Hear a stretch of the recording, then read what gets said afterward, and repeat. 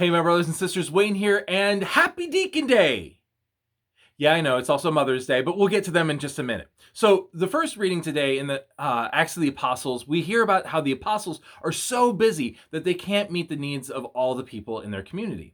So, what they do is they ask for men to step up, to be ordained, essentially, and to serve the people. Now, what's really interesting about that is that deacons are supposed to serve people, they're supposed to serve the priest, and they're supposed to just help them draw closer to God, which number one is why at Mass they serve the priest.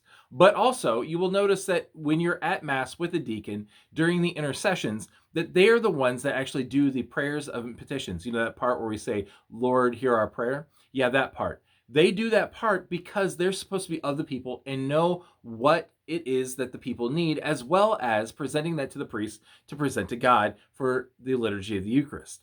So, that's really cool, interesting fact about them.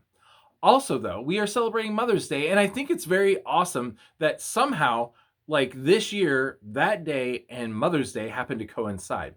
One of the things about mothers, as we all know, is that mothers are loving and they're giving and they're serving, right? They often put aside their wants and their needs for their children's wants and needs.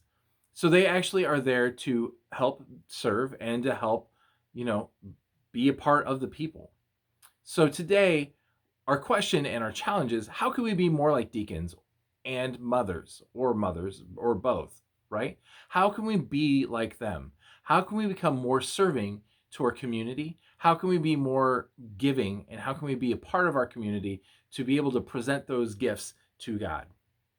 So, while you're praying for people, please pray for our deacons, not only in Thanksgiving for their service, but also please pray for their commitment and for those that might be discerning the diaconate.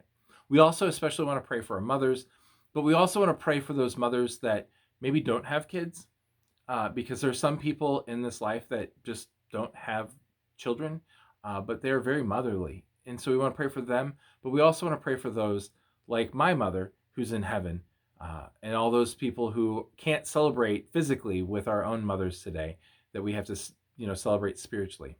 So while you're at it, please also say a prayer for us and know that we are praying for you. From all of us here at Impact, thank you for watching. Please know that you're loved, and may God continue to bless you today and every day of your life. Peace.